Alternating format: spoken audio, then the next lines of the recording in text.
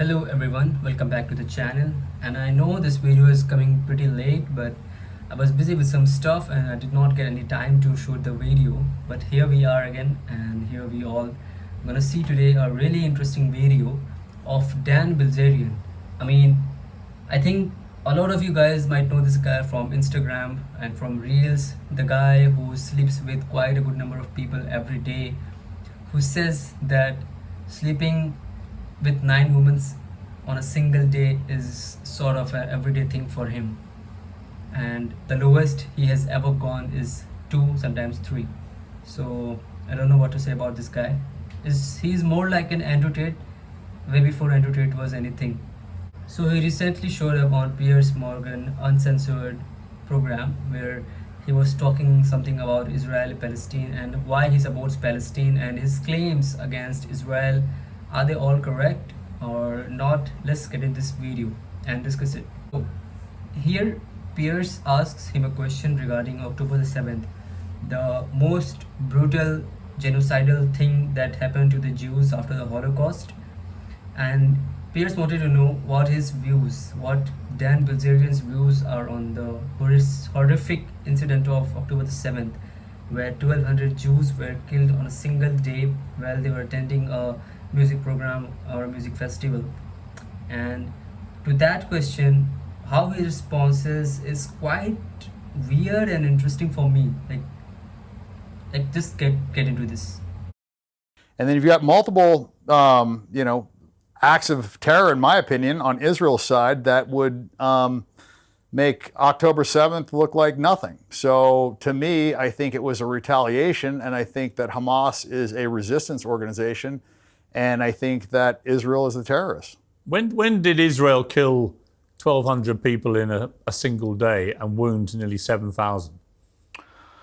Well, you have, Nakba, there was, 15,000 people killed during Nakba. There was Sabra and Shatila. That was 3,500 civilians. Then you have 2014, they killed... Okay. So here is saying that Israel has been occupied Gaza for like quite a long time, and everything that happened on October the 7th was just a retaliation from the Hamas, from the so-called Hamas, which most of the countries in the world consider as a terrorist organization. And he considers them as a resistance group, and he says that they were doing a retaliation against the Israeli occupation or Israeli operation. And he's pulling out some random facts that 3,500 civilians were killed by the Israeli IDF soldiers, or 15,000 children were killed in 2023 or something. He's just pulling out some numbers which he doesn't have any sources, any credible sources, or reading some Al Jazeera newspaper or BBC false reports. And here's on internet on this really famous show is spreading some random facts just to 100 civilians, 500 plus were kids. So any one of those days would have been much worse than October 7th, but nobody... But how does it justify that whatever happened to the Israelis on October 7th is just okay, it's just fine? It's not. And where are you getting your facts from? Do you have any proof, Dan Bilzerian? Do you? Those didn't happen in a single day. And October 7th is not nearly as bad as what they say. Well, those didn't happen in single days, as you know. Well, you have, Sabra and Shatila, that was 3,500 people, so that was basically 7 October 7ths. And October 7th, I think the numbers get inflated a lot too, because you're not taking into account that it was only 650 civilians, and there was the Hannibal Directive that was employed, and the Hannibal Directive is when the military is basically killing civilians so that they aren't taken as hostages. And that had to be hundreds of people, so I would argue that it was less than 500 civilians that were killed, and to me, that is much less than what the Israelis have been doing to the Palestinians. But you said the year when October 7th happened, they had killed hundreds of Palestinians that year. It was the bloodiest year for kids. So that was a reply to what had been happening. But when you say that October the 7th wasn't as bad as people have said, what do you mean by that? Because from Hamas's own boasting through their GoPro cameras, they mutilated, burned alive, raped and abused, beheaded some people, set fire to homes. They kidnapped babies, they kidnapped Holocaust survivors, grandparents. They did just about every act of depravity it is possible to do. And they didn't just do it, they gleefully posted it on social media and the internet so that we could all watch in real time the horrors that they were perpetrating. It's hard to imagine a more horrific act than what happened that day. Why would you try to downplay it? Well, I mean, there was only 2 babies killed from what I was told, and one was in the hospital, and the other Really? shot. Where is he getting his facts from, man? He's totally denying that anything happened on October the 7th was completely a resistance or a retaliation or something like that. He's saying it was just a retaliation, and nobody was killed in that. He's just saying 2 babies were killed, bro. Bullet. There was no babies in ovens. There was no, beheaded people that I saw. The rapes were disproven. So all that was Israeli propaganda. And the problem is Israel has continued to lie and lie and lie, and they've been caught lying. And they're the only ones that have actually been caught red-handed raping prisoners. And they've done it. And the people that raped the prisoners were now heroes, and they got released, and there was nothing that happened to them.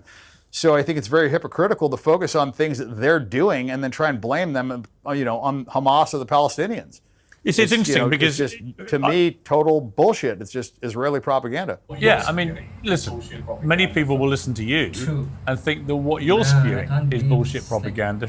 National television or something, and he's saying something like this. Is it? Hamas literally aired everything using their GoPros and cameras, raping women, beheading children, and he's saying it's all just Israeli propaganda. The thing is that these Wokistanis people, this woke fucking people, they are so woke and they are so trying to be liberal or left, I don't know what to say. They just want to get attention somehow by being, there's a thing in psychology, we say every attention is a good attention, whether is it bad or good. So watching this video, a lot of people will criticize him, a lot of people from mostly the Islamists will agree with him. And I'm using this word Islamist very carefully here, because if you look at this war between Israel and Hamas, it's been around Islam and Jews. At this time, it should be clear to everyone that this is a fight between the Jews and the Islamists in the Middle East area, and mostly this Lebanon, Egypt, and all these people, the extremists. The thing is that the Palestinian flags you are seeing all around the world is just a call to the Muslim Brotherhood. They have nothing to do with what happened on 7th of October. They don't care who was killed, who got killed, Hamas killed anyone or not. They're just standing against Israel as a call of Muslim Brotherhood. If you're a Muslim, I'm with you, whether you've done bad or good. It's just as simple as that. And a lot of Muslim people and a lot of my friends who are Muslim understand these things. What is happening in Palestine is, we cannot say that Israel is killing or something like that. I'm pretty sure that in every army there will be some cruel and there will be some bad elements of the army officers who will be really torturing people in Gaza, and they should really be charged with some serious punishments or something. But the thing is that if you look at a bigger picture, it's all war casualty. There's nothing else in that. It's not genocide or something. It's just war casualty. And you have to be accountable for that. Hamas would have to be accountable for that. No one else has to be accountable for that. The Arabs of Gaza. And it's very sad to see children. I have seen some videos from Gaza, and it's pretty, like, it's everywhere on the internet. You can see children crying, children dying, like little children who have nothing to do with this kind of war, this kind of brutality they are seeing in such a young age. They are suffering. They are actually suffering. They are dying. You cannot help it. The best solution is that to stop this war as soon as possible. And the fastest way to do that is by surrendering to Israel. Hamas has to surrender to Israel. Otherwise, there's no other option. You will keep hiding in the tunnels, you will keep hiding in the bunkers and all, and you will risk the lives of your citizens more and more. You have to come out and surrender. That's the only way out.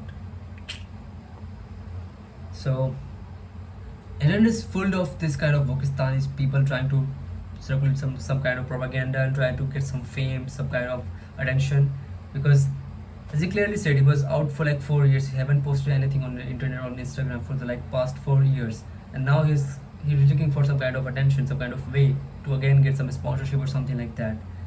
Maybe by this way he'll get some pro-Palestinian people on his side.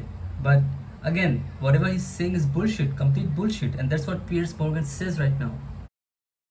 The other side, and the reason I say that is you say there was no raping or abuse of women, and yet the UN Special Representative on Sexual Violence in Conflict, Pramila Patten, reported in March this year that there was clear and convincing information that Israeli hostages in Gaza experienced sexual violence, including rape, sexualized torture, and cruel, inhumane, and degrading treatment, and reasonable grounds to believe such abuse is ongoing. There was also reasonable grounds to believe that conflict-related sexual violence occurred during the 7th of October attacks in multiple locations across Gaza periphery, including rape and gang rape in at least 3 locations. So when you say it didn't happen, what you're really saying is you think that the United Nations report into all this, which established it absolutely did happen and was horrific, is what? Is a pack of lies? And if so, why would the United Nations lie? Look, I wasn't there, but I have, seen articles that said that it did not happen. Man, come on, fucking piece of bullshit you are. Thank you, Piers Morgan, for just spitting out some facts on this fucking dumbass guy. I don't know who even call them influencers. Well, guys, be clear on your mind that whatever you see on the internet, whoever you think that they are your influencers or they are a role model, choose them carefully. Otherwise, people like this blockhead will just do like propaganda or something. And he says he's read some article. What the fuck? You have read nothing. You have read shit. Nothing. He's just from his PR team got, okay, you have to post this, you have to say something like this. He doesn't know shit about Palestine or Israel or something. He's just putting on some random facts, random numbers, and he says, I was not there. I was also not there. I was in my country. But I know things because I've seen videos on Telegram. Okay, it's as simple as that. Fucking idiot.